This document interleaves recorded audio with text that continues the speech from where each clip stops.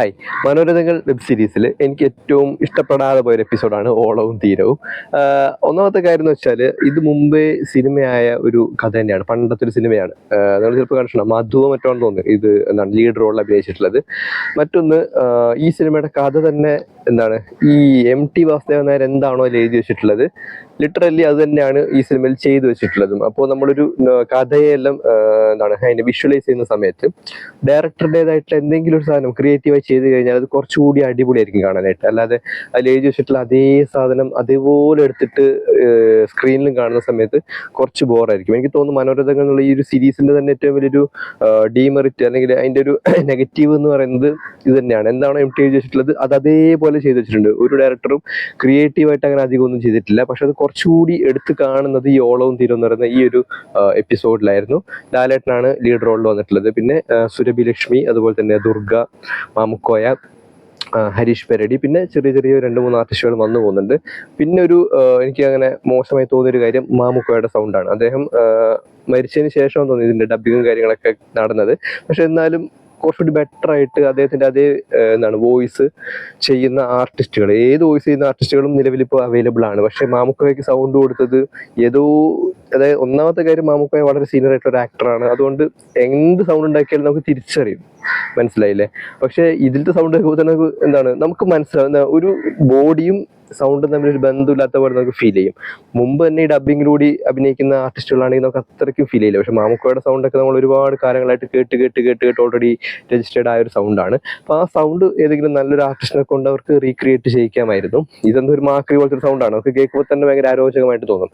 ഹരീഷ് പെരടിയുടെ അഭിനയം അടിപൊളിയായിരുന്നു. പിന്നെ ലാലേട്ടൻ അറിയാമല്ലോ, ആസ് യൂഷ്വൽ അദ്ദേഹത്തിന്റെ ഫിഗറിലൊന്നും വലിയ വ്യത്യാസമൊന്നുമില്ല. കഴിഞ്ഞ കുറെ നാളായിട്ട് അദ്ദേഹം ഫുള്ള് താടിയൊക്കെ വെച്ചിട്ടാണല്ലോ അഭിനയിക്കുന്നത്. ഇതിലും താടി വെച്ചിട്ട് തന്നെയാണ് അഭിനയിച്ചിട്ടുള്ളത്.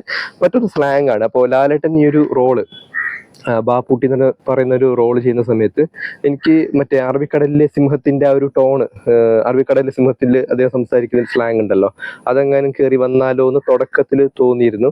പക്ഷെ ഇത് കുഴപ്പമില്ല കേട്ടോ. പരദേശിയിലെല്ലാം അദ്ദേഹം ഉപയോഗിച്ചിട്ടുള്ള ഒരു സ്ലാങ് ഇല്ലേ, ആ ഒരു സ്ലാങ് പിടിച്ചിട്ടാണ് പോയിട്ടുള്ളത്. പക്ഷെ ചില ഫ്രേസ് ഒക്കെ ഉപയോഗിക്കുന്ന സമയത്ത് നമുക്ക് പെട്ടെന്ന് ഈ കിളിച്ചുണ്ട മാമ്പഴത്തിലെ ലാലേട്ടനൊക്കെ ഓർമ്മ വരും. എനിക്ക് തോന്നുന്നു അദ്ദേഹത്തിന് ഈ മലബാർ സ്ലാങ് ഉപയോഗിക്കുന്നതിൽ വരുന്ന ഒരു അല്ലെങ്കിൽ ഉപയോഗിക്കുന്ന സമയത്ത് എന്താണ് ചില സാധനങ്ങളൊന്നും അത്ര വർക്ക് ആവില്ല. പക്ഷെ മമ്മൂട്ടി ആണെങ്കിൽ നമുക്കറിയാലോ അദ്ദേഹത്തിന് ഏതൊരു സ്ലാങ്ങും പുല്ലുപോലെ ചെയ്യാൻ വേണ്ടി പറ്റും. പക്ഷെ ലാലേട്ടനെ സിനിമകൾ എടുക്കുന്ന സമയത്ത് പ്രത്യേകിച്ച് മലബാർ സ്ലാങ് ഒക്കെ സംസാരിക്കുന്ന ക്യാരക്ടറൊക്കെ വന്നു കഴിഞ്ഞാൽ അത്രയ്ക്ക് അങ്ങോട്ട് ക്ലിക്ക് ആവാറില്ല. ചില സാധനങ്ങൾ വരുന്ന സമയത്ത് പെട്ടെന്ന് നമ്മൾ ഈ കിളിച്ചുണ്ടൻ മാമ്പഴത്തിലെ ആ റോളിലേക്കൊക്കെ പോകും, അറബിക്കടലിലെ സിംഹത്തിലൊക്കെ. പക്ഷെ ഇത് അത്രക്കും മോശമായിട്ടൊന്നുമില്ല കേട്ടോ. അദ്ദേഹം എന്താണ് ഒരു വിധം നല്ല രീതിയിൽ തന്നെ ചെയ്തിട്ടുണ്ട്. പിന്നെ നരൻ സിനിമയിലെ ചില സീനുകളൊക്കെ അനുസ്മരിപ്പിക്കുന്ന രീതിയിൽ ചില സീനുകളൊക്കെ വന്നു പോകുന്നുണ്ട്, ആ മരം കൊണ്ടിരുന്ന സീനൊക്കെ.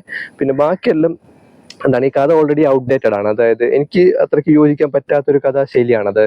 ഈ വെർജിനിറ്റി, അതുപോലെ തന്നെ ഇപ്പോൾ റേപ്പ് ചെയ്യപ്പെട്ട ഒരു ലേഡിക്ക് പിന്നീട് അവർ എന്താണ് സാധാരണ രീതിയിൽ ജീവിച്ചു പോകുന്നതിനൊന്നും വലിയ പ്രശ്നമൊന്നുമില്ല. എനിക്ക് തോന്നി കഥ എഴുതി കഴിഞ്ഞപ്പോൾ തന്നെ ഇത് ഔട്ട്ഡേറ്റഡ് ആയ ഒരു കഥയാവാനാണ് സാധ്യത. പിന്നെ പണ്ട് കാലത്ത് 70കളിലൊക്കെ സിനിമയൊക്കെ ഉണ്ടാകുമ്പോൾ പണ്ട് കാലത്ത് അങ്ങനെയാണല്ലോ ആൾക്കാരുടെ ഒരു ചിന്താഗതി എന്നൊക്കെ പറഞ്ഞാൽ. പക്ഷെ ഇന്നത്തെ രീതിയിൽ ഒട്ടും യോജിക്കാൻ വേണ്ടി പറ്റില്ല. മനുഷ്യന്മാർക്ക് ഒരു കാലത്തും യോജിക്കാൻ പറ്റാത്ത ഒരു തരം സ്റ്റോറിയാണിത്. ഓക്കെ അല്ലേ? അത് എൻ്റെ ഒരു പേഴ്സണൽ ആയിട്ടുള്ള ഒരു ഒപ്പീനിയൻ ആയിട്ട് എടുത്താൽ മതി, നിങ്ങൾക്ക് ഇഷ്ടം പോലെ കാണാം. മറ്റൊന്ന് ഹരീഷ് പെരടിയുടെ അഭിനയമായിരുന്നു. അത് സൂപ്പറായിരുന്നു കേട്ടോ. നമുക്ക് അയാളോട് ദേഷ്യം തോന്നും, ആ കഥാപാത്രത്തിനോട് ചെറിയൊരു ദേഷ്യം തോന്നും. അദ്ദേഹം നല്ല രീതിയിൽ തന്നെ ചെയ്തിട്ടുണ്ട്. പിന്നെ ഈ പടം ബ്ലാക്ക് ആൻഡ് വൈറ്റിലാണ് ഉള്ളത്. ഈ ഒരു എപ്പിസോഡ് മാത്രം ബ്ലാക്ക് ആൻഡ് വൈറ്റിലാണ്. ആക്ച്വലി ബ്ലാക്ക് ആൻഡ് വൈറ്റ് എന്ന് പറയുന്നൊരു സാധനം ഈ കഥ ഡിമാൻഡ് ചെയ്യുന്നൊന്നുമില്ല. ഇത് കളറിൽ കാണിച്ചാലും ബ്ലാക്ക് ആൻഡ് വൈറ്റ് കാണിച്ചാലും ഒരേപോലെ തന്നെ ആയിരിക്കും. അവർക്കത് കളറിലും ചെയ്യാമായിരുന്നു. ബ്ലാക്ക് ആൻഡ് വൈറ്റ് വന്നത് കൊണ്ടൊരു വലിയ സംഭവമായിട്ടും എനിക്ക് തോന്നിയിട്ടില്ല. അങ്ങനെ ആകെ മൊത്തം എന്താണ് കുറച്ചുകൂടി നിരാശ തന്ന ഒരു എപ്പിസോഡായിരുന്നു ഓളവും തീരവും, ഡയറക്റ്റഡ് ബൈ പ്രിയദർശൻ.